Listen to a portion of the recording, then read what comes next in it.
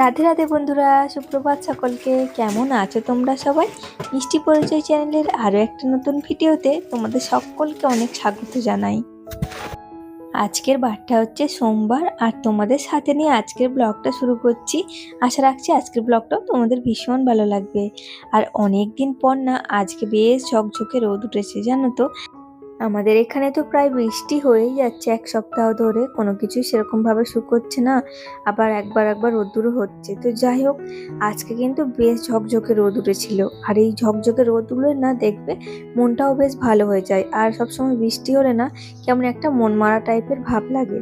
তো আমার তো এরকম হয়, তোমাদের কার কার এরকম হয় আমাকে কিন্তু কমেন্টে জানিও বন্ধুরা।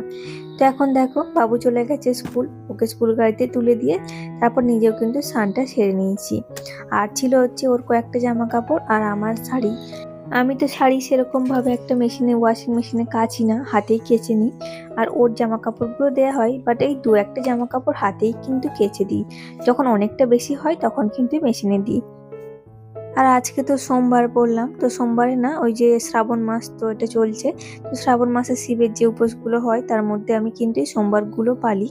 তবে এই সোমবার কিন্তু আমি মানে কোনো শুকনো খাবার খাই না, আমি নিরামিষ ভাত খাই। তো নিচে যাব, গিয়ে হচ্ছে গিয়ে পুজোটাও সারবো। আর পুজো করতে প্রায় 1 ঘন্টারও বেশি সময় লেগে যাবে, কারণ ওদিকে গোপাল স্নান করাবো, তারপর ওদিকে মহাদেবের পুজো রয়েছে। তো যাই হোক, এখন দেখো ওদিকে জামা কাপড়গুলো মেলে দিয়েছি, মেলে দিয়ে কিন্তু আমি এই যে 1 ঘটি জল নিচ্ছি, এখন সূর্য দেবতাকে অর্পণ করব। আর সূর্য দেবতাকে জল অর্পণ করা তো কতটা ভালো তোমরা সকলেই জানো, সেটা আর এক্সট্রা করে বলার কিছু নেই। তো আমি প্রতিদিন চেষ্টা করি 1 ঘটি করে জল প্রত্যেকদিন সূর্য দেবতাকে অর্পণ করার।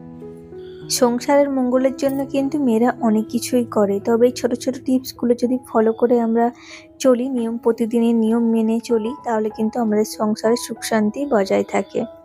তো এদিকে কিন্তু আমি ঠাকুরের জলটা দিয়ে নিচ্ছি।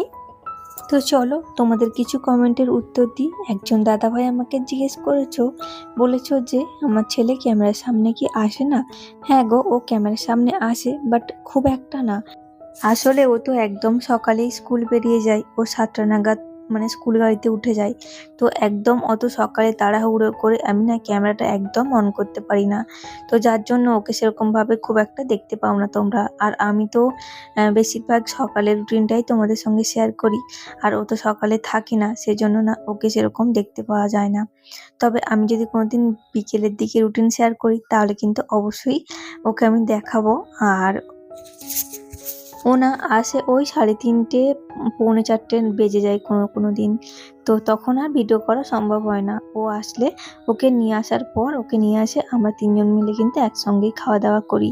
তো ভাবি যে মাঝে মধ্যে ওকে মানে ওকে ছাড়াই আমরা খেয়ে নেব, নিজেদের মনটাও কিন্তু স্থির হয় না। আবার ও কিন্তু বলে রাখে, মা আমি আসবো যখন তুমি আমার সঙ্গে খাবে।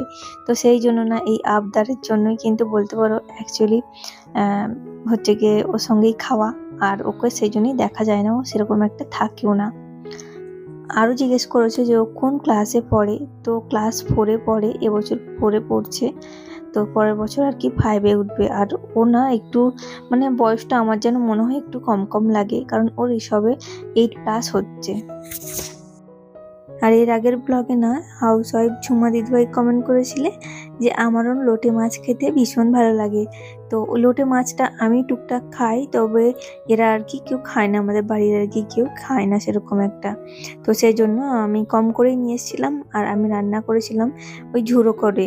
তো বেশ ভালোই লেগেছিল আমার খেতে, আমি কিন্তু মোটামুটি ভালোই খেয়েছিলাম। আর তোমার দাদাভাই কিন্তু একটু খেয়েছিল, ও বলছে মোটামুটি ঠিকই আছে, ভালোই লেগেছে ওরও।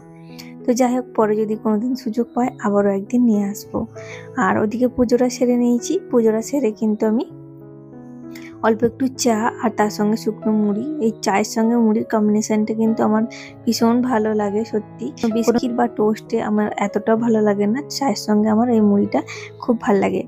আর এইদিকে দেখো বানাচ্ছি হচ্ছে ধোসা। তো তোমার দাদা ভাই সবসময় রুটি, মুড়ি বা পরোটা এই সমস্ত কিছুই মানে টিফিনে বানানো হয়। আর চাউমিন টাউমিন এখন তোমাদের দাদা ভাই একদমই খেতে চায় না। তো ও মুখে স্বাদ আনার জন্য আর কি বলতে পারো, একটু অন্যরকম টিফিন কি আর বানাবো। তো একটু ধোসা বানাচ্ছি। এটা কিন্তু আমি আগের দিনে ডাল, চাল সমস্ত কিছু একসঙ্গে ভিজিয়ে রেখে দিয়েছিলাম। আর এটা কিন্তু ফার্মিং করতে হয়, এটা কিন্তু ফার্মিং করে রাত্রিরে রেখে দিয়েছিলাম আর সকালে উঠে এই যে বানাচ্ছি। ধোসাটা কিন্তু খুব সুন্দর হয়েছিল খেতে। তো তোমার দাদাভাই কিন্তু বলেছে যে খুব সুন্দর হয়েছিল আর এটা কিন্তু খুব মুচমুচেও হয়েছিল। আর এখানে কিন্তু ওর সঙ্গে আমি আর ওই যে তোমাদের বললাম যে আজকে ঝকঝকে রোদ বের করেছে আর কয়েকদিন ধরেই তো বৃষ্টি হচ্ছে আমাদের এদিকে। বৃষ্টি হলে দেখবে বিছানা থেকে শুরু করে সমস্ত কিছু কেমন একটা স্যাঁতস্যাঁতে ভাব হয়ে যায়। আর এরকম হলে না সত্যি মানে বিছানাগুলো নরম একদম স্যাঁতস্যাঁতে হয়ে যায়, একদম ভাল লাগে না। তো বালিশগুলো আমি কিন্তু রোদে দিয়েছিলাম আর রোদ দেখে কিন্তু সামলাতে পারিনি, সেজন্য কিন্তু এই গদিটাও আমি একটু রোদে বের করে দিয়েছিলাম। মা থাকলে কিন্তু ধরে, বাট মা আজকে চলে গেছিলো ও বাড়িতে, সেজন্য কিন্তু আমি একাই আর কি দিয়েছিলাম। মায়ের ঘরেরটা হচ্ছে আগের দিন একটু ছিল, তখন মায়ের ঘরেরটাও দেওয়া হয়েছিল আর আমারটা ওই দিন না দেওয়া হয়নি, তোমার দাদাভাই যেহেতু ছিল সেজন্য দেওয়া হয়নি। তো আজকে আমি আমার ঘরের গদিটা রোদে দিয়েছিলাম। তো ওদিকে রান্নাবান্না সমস্ত কিছু ছেড়ে আমি কিন্তু এখন এই গদিটা পেতে নিচ্ছি। তারপরে এই যে আমার গদিটা সুন্দর করে পাতা হয়ে গেছে আর আমি ঝাঁটটাও দিয়ে নিচ্ছি। আর ওদিকে রান্নাটা মোটামুটি আমার টুকটুক করে করাও হয়ে গেছে, কারণ আজকে অনেকটাই কাজের চাপ ছিল। বুঝতেই পারছো সমস্ত কিছু রোদে দেওয়া, তারপর গুছানো, আবার রান্না, সেজন্য কিন্তু রান্নার কোনোটাই আমি তোমাদের সঙ্গে কিছু শেয়ার করতে পারলাম না।